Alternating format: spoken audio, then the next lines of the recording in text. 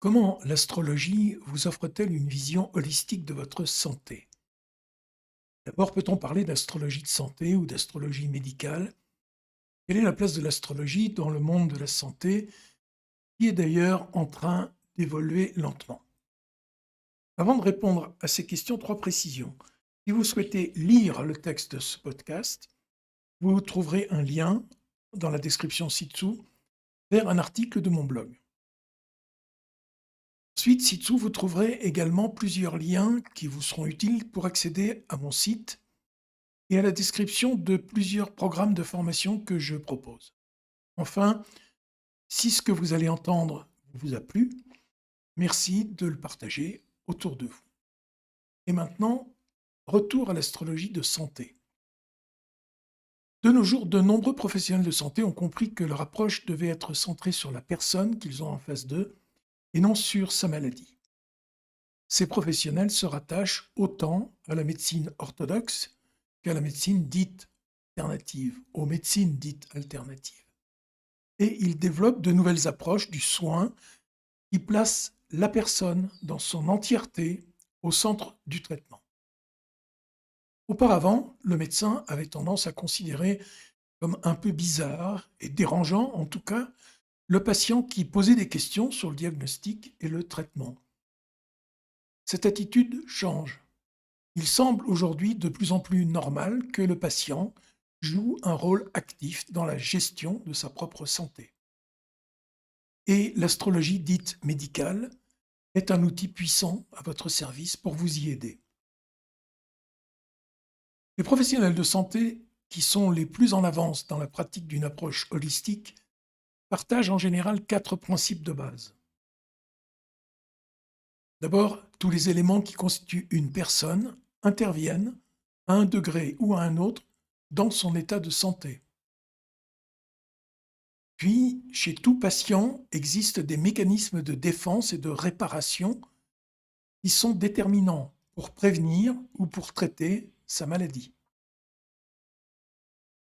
Le patient doit donc être impliqué activement et en connaissance de cause dans son propre traitement. Et enfin, toute personne est unique et doit être traitée comme telle. Il considère en outre qu'une maladie est le signe que quelque chose ne va pas dans la vie du patient. C'est d'ailleurs un fait que la médecine orthodoxe accepte en le qualifiant de psychosomatique. Or, il semble bien que l'astrologie est un moyen, parmi d'autres, de découvrir ce qu'est ce quelque chose qui ne va pas et d'identifier les mesures appropriées pour y remédier. En d'autres termes, l'astrologie aide à découvrir où s'est produite la rupture dans l'harmonie et pourquoi. S'agit-il par exemple d'un moment de crise? De ces crises dont Dan Rudyard a montré qu'elles étaient indispensables pour passer, au cours de notre développement, d'un état d'équilibre à un autre? Ou bien s'agit-il à un autre niveau donc d'un événement karmique ou d'autre chose? Elle aide aussi à identifier les principes de traitement. Une rupture d'harmonie dans la satisfaction des besoins naturels du corps se traduit par une rupture dans l'harmonie entre les quatre éléments. Et l'astrologie va orienter le traitement, par exemple en modifiant la façon de s'alimenter, pour rétablir un équilibre satisfaisant entre ces éléments. Vous le voyez, le modèle de santé holistique s'accorde parfaitement avec les concepts de l'astrologie, en particulier de l'astrologie humaniste moderne. Le caractère unique du patient est évident quand on considère son thème natal. C'est même une caractéristique essentielle du thème que d'exprimer cette unicité. Et c'est un élément fondamental du traitement et parfois une condition de son efficacité. Car le patient constate ainsi à quel point ce traitement est personnalisé et s'adresse à lui en tant que personne particulière. Une interprétation spécifique du thème natal du patient permet donc d'identifier la nature de son problème de santé, puis les options possibles pour le résoudre. Ce sont en fait les premières étapes vers sa guérison. Il dispose ainsi du point de départ et du cheminement vers le point d'arrivée, qui est sa santé rétablie. Mais la question de la rupture d'harmonie est délicate, car il ne s'agit pas seulement d'une sorte d'harmonie intérieure, isolée de toute influence extérieure. Il s'agit d'une harmonie au sens large, on pourrait dire avec le cosmos ou avec l'univers. Or, vous le savez, tout est karmique dans un thème natal, ce qui revient à dire que nous sommes responsables, entre guillemets, de ce qui nous arrive, y compris en matière de santé. Mais notre culture est telle que le risque est grand de passer de la responsabilité à la culpabilité, et d'ajouter ainsi au fardeau de la maladie le poids de cette culpabilité. Il est important d'être très clair sur les questions de déterminisme et de libre arbitre, dans cette matière peut-être plus encore que dans d'autres domaines. L'astrologie peut alors montrer à qui est disposé à regarder et capable de le faire, sa relation particulière avec l'univers et comment elle peut être liée à sa santé, et lui permettre d'accepter l'idée qu'on est responsable de tout ce qui se passe dans notre vie, qu'il s'agisse de la maladie ou d'autre chose, sans devoir se considérer comme coupable de quoi que ce soit. Enfin, comme vous le savez, l'interprétation du thème d'une personne ne peut se faire qu'en impliquant totalement cette personne dans le processus. Ce processus consiste à identifier, pour le thème dans son ensemble et pour chaque élément particulier de ce thème, les problèmes potentiels et les moyens pour les résoudre. Car chaque élément du thème peut se manifester positivement ou négativement. Comme pour toute interprétation, une interprétation médicale, entre guillemets, du thème d'une personne n'a d'intérêt que si elle conduit à une prise de conscience de cette personne. Alors, avec sa coopération, un changement vers une dynamique plus positive peut se produire. Nicolas Culpeper, qui est mort en 1654, est l'auteur d'un livre qui s'intitule The Complete Herbal et qui est un manuel vénérable de phytothérapie traditionnelle.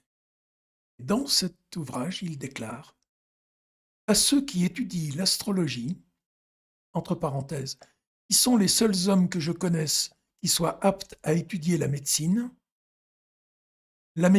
sans l'astrologie étant comme une lampe sans huile, fermez la parenthèse, ceux qui étudient l'astrologie, donc, vous êtes les hommes que je respecte le plus. » On dit d'ailleurs que Hippocrate, Galien et Avicenne considéraient comme homicides ceux qui ignoraient l'astrologie.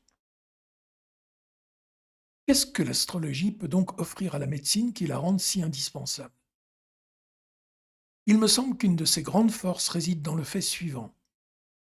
Elle fournit des indications sur le diagnostic, le pronostic et le traitement le plus efficace, spécifique à un individu particulier, à un moment particulier, et non sur des données expérimentales à partir desquelles opère la médecine orthodoxe. Ces données sont principalement basées sur des moyennes statistiques. Elles fournissent des indications générales pour l'évaluation et le traitement de la maladie. Ce sont des indications valables pour un individu moyen, entre guillemets. Individu qui, les statisticiens le savent parfaitement, n'existe pas. Ces évaluations et ces traitements ne sont donc corrects que si le patient correspond à cette moyenne. Et ils peuvent se révéler inutiles, voire désastreux, s'il s'éloigne, ce patient, des caractéristiques de l'individu moyen déterminées par les statistiques. Du point de vue de l'astrologie de santé, il est plus important de savoir qui est le patient que de savoir quelle maladie a le patient. La question à se poser face au thème d'un malade est donc pourquoi cette personne particulière souffre-t-elle de cette maladie particulière à ce moment précis? Le thème natal peut parfaitement décrire la personne qui a la maladie. Et les transits et progressions montrent pourquoi et pourquoi à ce moment-là. Le thème natal peut également révéler la réaction probable de la personne face à la situation créée par sa maladie. Or, cette réaction a une influence certaine sur l'évolution de la maladie et sur l'efficacité des traitements. Sa connaissance est donc d'une grande importance. L'examen des transits permet d'identifier les schémas psychologiques sous-jacents associés à la maladie, ainsi que l'influence de l'environnement et du mode de vie de la personne. L'utilisation de l'astrologie pour aider à résoudre les problèmes de santé n'est certes pas récente, pour preuve ce qu'en disaient Hippocrate ou Galien. Au fil des siècles, elle est devenue un outil subtil et puissant pour comprendre le fonctionnement d'un organisme humain envisagé dans son entièreté. Cette approche, plutôt traditionnelle, s'appuie sur des concepts et des éléments courants en astrologie. Les 4 éléments, les planètes et les maisons, les transits et les progressions, etc. Dans le monde moderne, l'approche s'est enrichie au contact des courants contemporains de l'astrologie. Elle a par exemple tiré profit des interprétations plus psychologiques ou spirituelles du thème natal, ainsi que de la vision karmique des symboles astrologiques. Ce que peut vous apporter l'interprétation médicale de votre thème, c'est un éclairage sur les points suivants. La dynamique de votre psyché, la dynamique de votre corps physique, vos vulnérabilités potentielles à certaines maladies, et inversement vos immunités probables, les schémas psychologiques qui sous-tendent ces vulnérabilités et ces immunités, ce qui peut vous maintenir en bonne santé et prévenir les maladies, les raisons pour lesquelles vous souffrez d'une maladie particulière à un moment précis, le moment où la maladie est susceptible de se déclarer, de s'aggraver ou de s'améliorer. Enfin, les opportunités d'évolution ou de guérison qui s'offrent à vous à ce moment-là. L'astrologie peut donc vous aider d'abord à poser un diagnostic des causes et pas uniquement des symptômes de votre santé, de votre problème de santé. Ensuite, à élaborer un traitement susceptible d'atténuer, voire de guérir la maladie, et à évaluer les chances de réussite. Autrement dit, le pronostic. Enfin, à déterminer le moment le plus favorable pour administrer ce traitement. Merci pour votre attention et à bientôt.